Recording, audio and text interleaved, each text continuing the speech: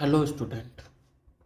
तो आज का पहला प्रश्न है, हाल ही में किस अनुसंधान संस्था ने TDP-1 को कैंसर उपचार के लिए एक संभावित लक्ष्य के रूप में पहचाना है? ए. भारतीय विज्ञान संस्था IISc बेंगलुरु।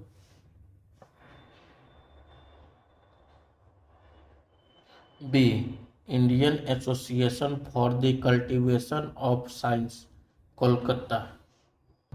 सी. अखिल भारतीय आयुर्विज्ञान संस्थान एम्स नई Delhi.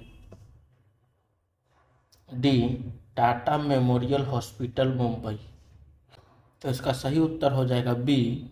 Indian association for the cultivation of science Kolkata.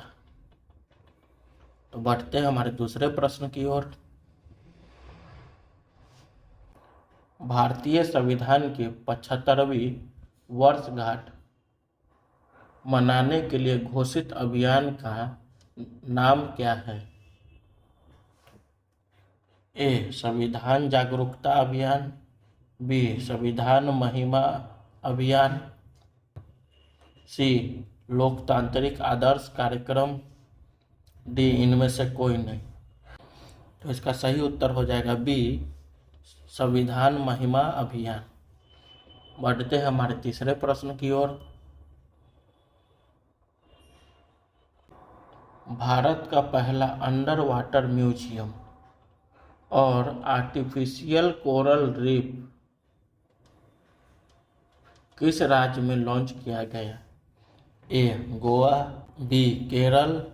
C. Maharashtra. D. Tamil Nadu. तो इसका सही उत्तर हो जाएगा सी. महाराष्ट्र।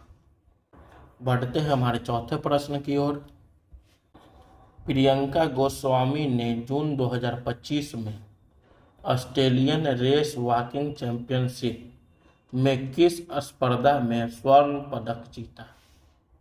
ए. महिला 20 किलोमीटर। बी. महिला 5 किलोमीटर। सी. महिला 10 किलोमीटर। डी. महिला मैराथन। तो इसका सही उत्तर हो जाएगा सी. महिला 10 किलोमीटर। बढ़ते हैं हमारे पांचवें प्रश्न की ओर।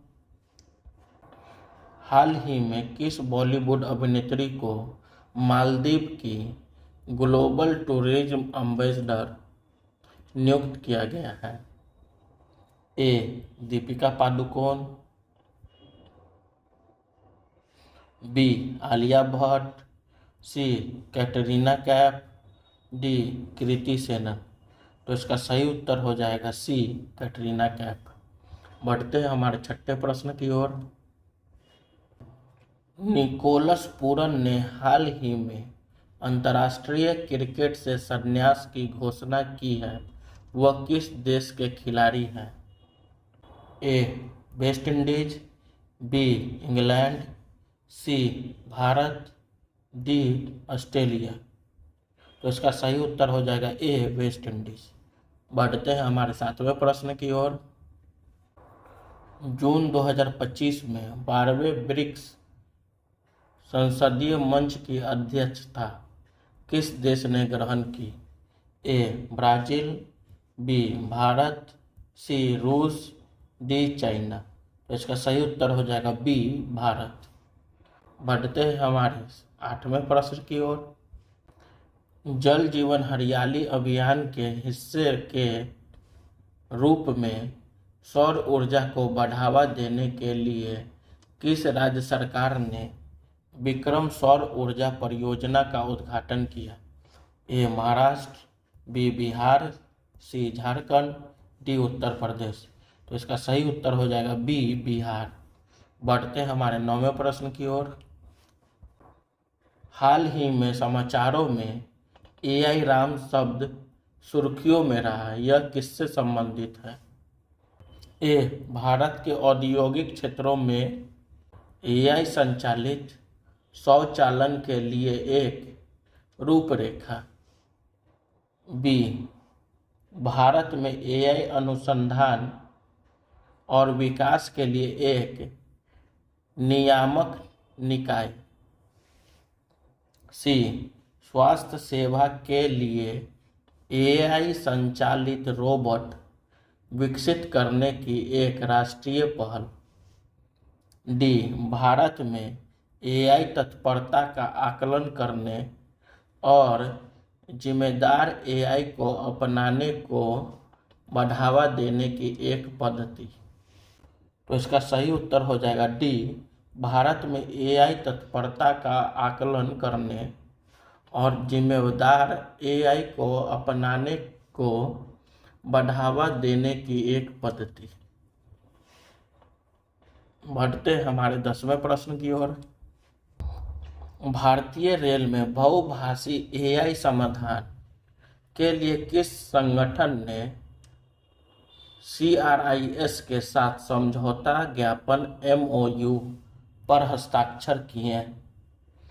ए भारतीय रेलवे खान-पान एवं पर्यटन निगम IRCTC। B digital India Bhashini प्रभाग। सी भारतीय विशिष्ट पहचान प्राधिकरण UIDAI। डी भारतीय राष्ट्रीय राजमार्ग प्राधिकरण NHAI। तो इसका सही उत्तर हो जाएगा बी डिजिटल इंडिया भाषिनी प्रभाग। तो बढ़ते हमारे 11वें प्रश्न की ओर। 2025 तक सौर ऊर्जा क्षमता के मामले में भारत की वैश्विक रैंक क्या है? ए पहली, बी दूसरी, सी तीसरी, डी चौथी। तो इसका सही उत्तर हो जाएगा सी तीसरी। बढ़ते हैं हमारे 12वें प्रश्न की ओर। महाराष्ट्र में अब हर इंफ्रा प्रोजेक्ट को क्या मिलेगा? ए एक नया फंड, बी आधार जैसा यूनिक आईडी, सी विशेष सुरक्षा बल, डी पर्यावरण स्वीकृति। तो इसका सही उत्तर हो जाएगा बी आधार जैसा यूनिक आईडी। बढ़ते हमारे 13वें प्रश्न की ओर। सेबी ने एल्गो प्लेटफॉर्म ब्रोकर्स के लिए कौन सी स्कीम शुरू की है? ए निवेश प्रोत्साहन योजना, बी सेटलमेंट स्कीम, सी ट्रेडिंग सब्सिडी योजना, डी नई लाइसेंसिंग योजना। तो इसका सही उत्तर है बी सेटलमेंट स्कीम। बढ़ते हैं हमारे 14वें प्रश्न की ओर। बांके बिहारी कॉरिडोर क्या है? ए एक नया पर्यटन स्थल, बी उत्तर प्रदेश के वृंदावन में स्थित प्रसिद्ध बांके बिहारी मंदिर के आसपास विकसित किया जाने वाला कॉरिडोर, सी एक नई सड़क परियोजना, डी एक वन्य जीव गलियारा। तो इसका सही उत्तर हो जाएगा बी उत्तर प्रदेश के वृंदावन में स्थित प्रसिद्ध बांके बिहारी मंदिर के आसपास विकसित किया जाने वाला कॉरिडोर। तो बढ़ते हैं हमारे 15वें प्रश्न की ओर। CAQM, CSIR, CRRI और SPA ने NCR में सड़क धूल प्रदूषण से निपटने के लिए क्या किया है? ए एक नया कानून बनाया है, बी एक नया समझौता किया है, सी एक अभियान शुरू किया है, डी एक नया उपकरण विकसित किया है। तो इसका सही उत्तर हो जाएगा बी एक समझौता किया है। बढ़ते हैं हमारे 16वें प्रश्न की ओर।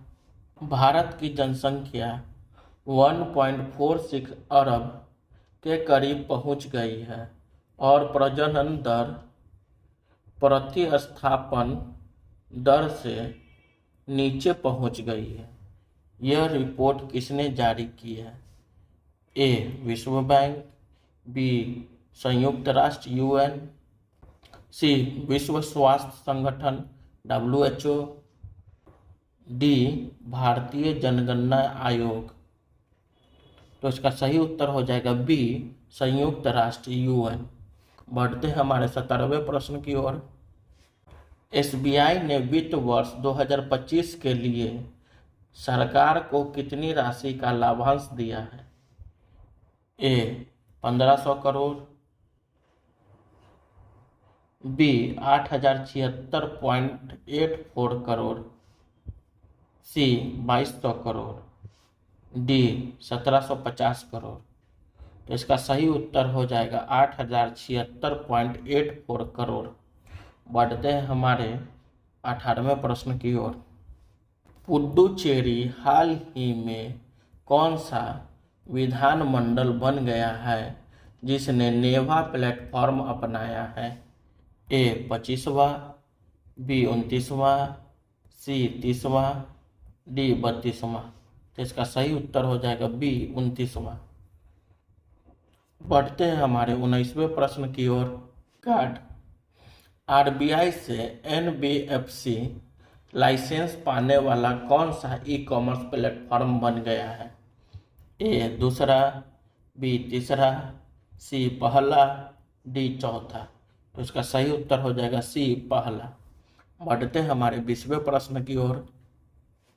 भारत ने जून 2025 में ताइवान एथलेटिक्स ओपन चैंपियनशिप में कुल कितने पदक जीते हैं?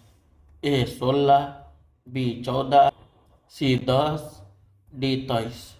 का सही उत्तर हो जाएगा डी 23। 10 स्वर्ण, 8 रजत और 5 कांस्य पदक। Thank you.